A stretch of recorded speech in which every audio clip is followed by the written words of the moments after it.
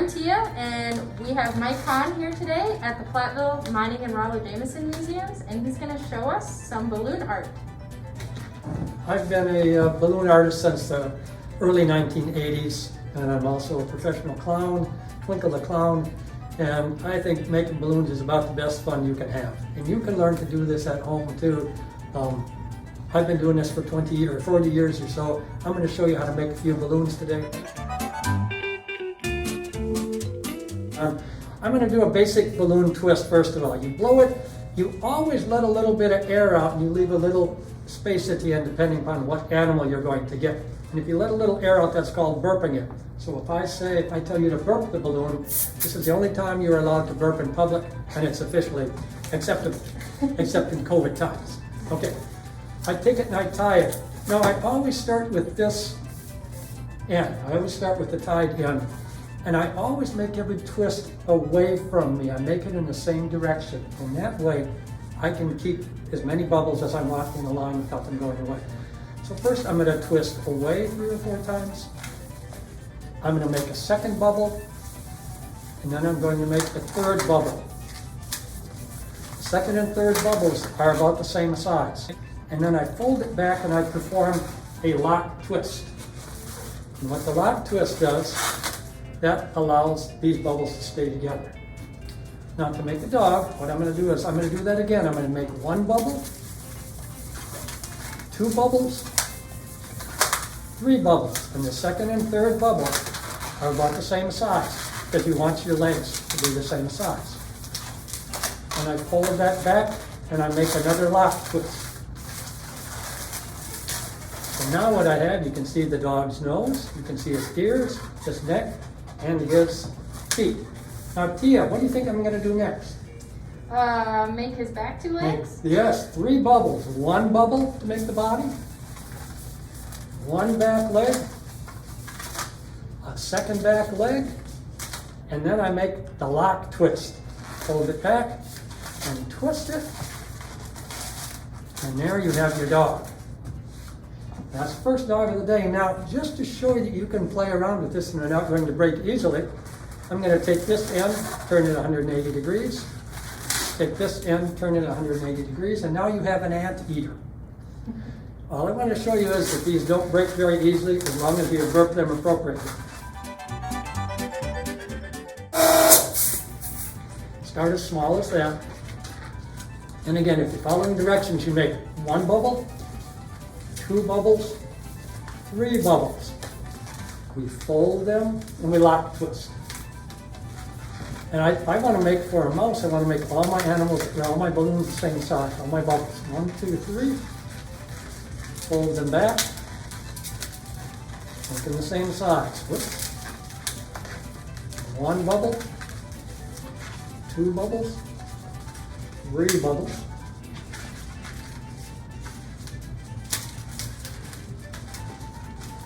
And there you have a little mouse. There, yes, and that looks similar to that one.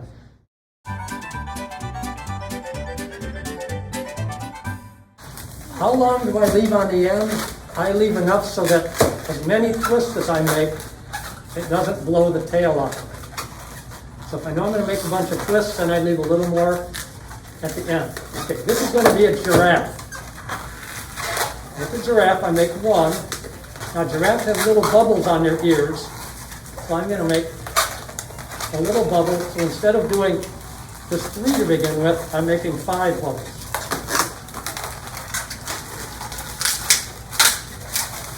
And now you can see the giraffe's head, and it's off a little bit, but it's got little bubbles up there. Very good. 1 bubble, 2 bubble, 3 bubble, lock, twist. You got it. I make a long body for a giraffe. Then I'm going to make some bigger front legs. A little body. And all Tia's doing is the 1 bubble, 2 bubble, 3 bubble, lock twist. 1 bubble, 2 bubble, 3 bubble, lock twist. 1 bubble, 2 bubble, 3 bubble, lock twist. And that's pretty much what I just did, except now I have a giraffe. Now we're going to make one that's a real big hit all the time. take the balloon. I did not burp this very much. I'm going to tie it together. Tie these together.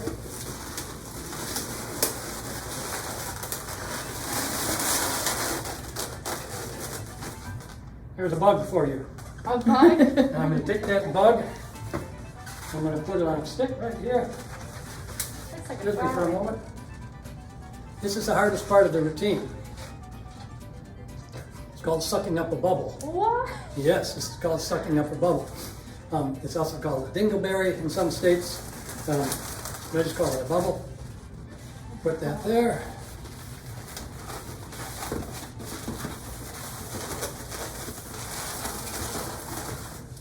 Ah, And there you present a flower to someone.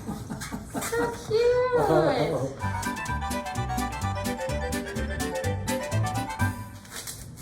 Another favorite thing for me to make is hats. From 4 or 5 different kinds I can make. The first one we're going to make is a crown for you. Okay, yes, for you.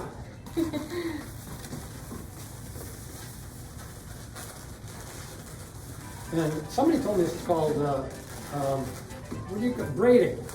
Yeah. I don't know how to braid, but if you just take these and wrap these back and forth like this. Oh yeah.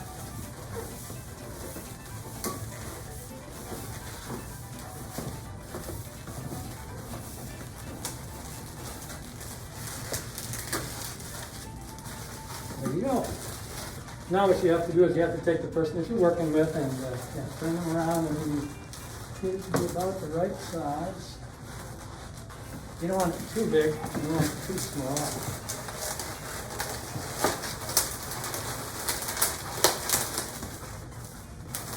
Yeah.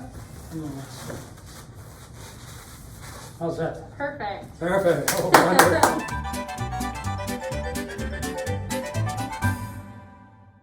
Clowning is a very, very old, you talk about professions, it's been around a long time. Kings used to have their clowns, they called them jesters. So I'm going to make a jester hat. This is a period piece here. We have to get this the right size. May I? Mm-hmm. A little bit big. Oh, just the right size. Okay. Let's go with this. A lot of times when you're doing this, you have 5 or 10 or 15 people standing in line, and usually nobody complains. Because they know if they wait a few more minutes, they're going to get a balloon. Something, yeah.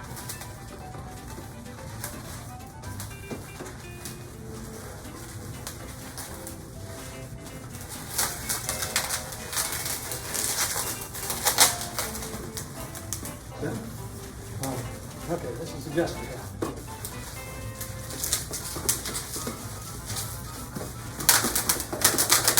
These latex balloons are pretty durable, so you Oh can, wow. Yeah. you can bend them, they're not going to break. As soon as I say this, one of them will break.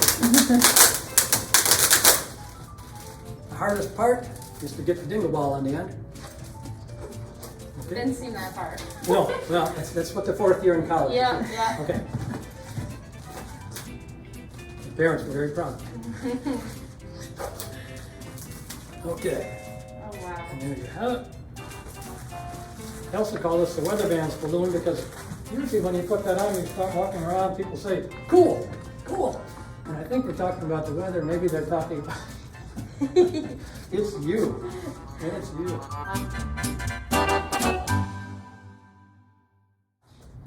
In this area, what goes over big is a football helmet I make for kids.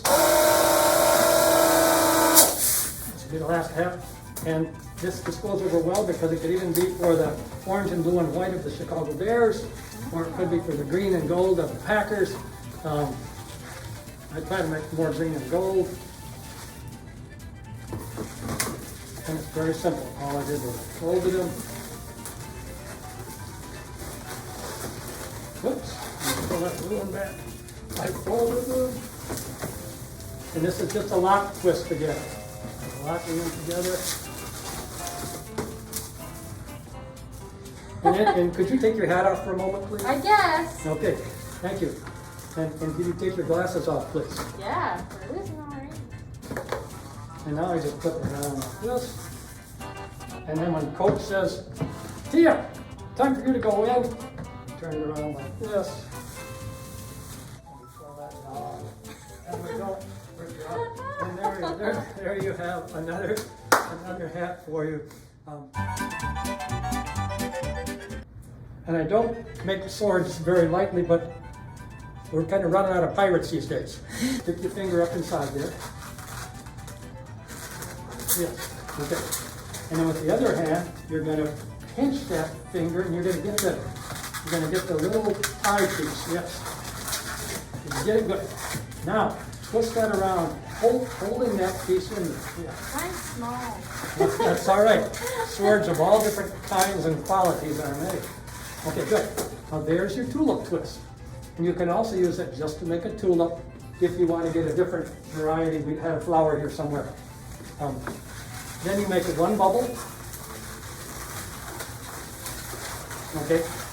Now for a sword, and for cats, and for several animals, we do, instead of just doing bubbles, we do loops. So you have to hold that. Okay. Now with this part, make a loop about this big. A little small. Maybe a little small. Yeah. Okay. And then we twist it. We lock, twist it. Okay. Let her go. And now we're going to make another loop the same size. Bring it back to this juncture right here. Yes. Make a little loop here. Bring it back to that same juncture. Yes. Okay. And then we lock, twist it again. Okay, then we straighten it out.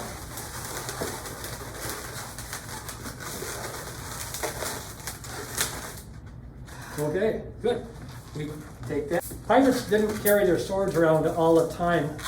They had belts. So then I had to reach for the sky. Put a belt on. Anyway, you're not using your sword, you can just stick it in there.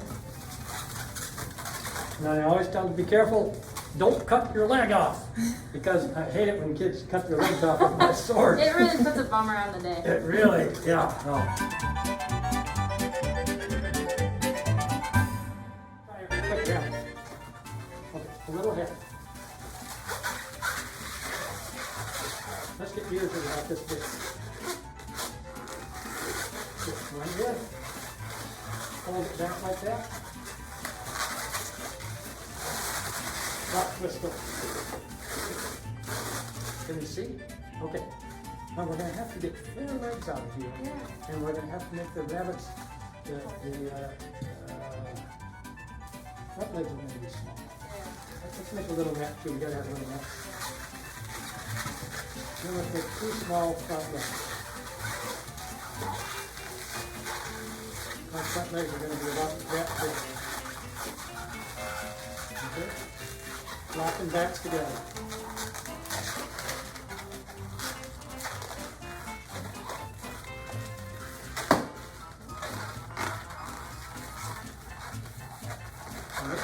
And make them smaller, but that's okay. We'll go with that, and then we'll see how dimensions sometimes matter. Hold them back, lock them together. Yeah, good job. We want a little body, because we have to get two long legs. So I'm gonna do the little tail, back leg, and a small body.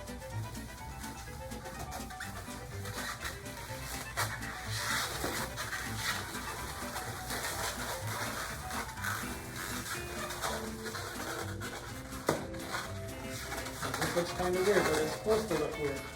Oh yeah, that's longer, okay. Sometimes at the end of the day, they all look like dogs. That's it. If you are interested in learning more about how to make balloons, you can get balloons and blowers at Walmart. They're in the section where the crafts are. You can go to the Platteville Public Library and check out this book. It's called Balloon Magic by Marvin Hardy. It's a hoot. This is about as much fun as you can have.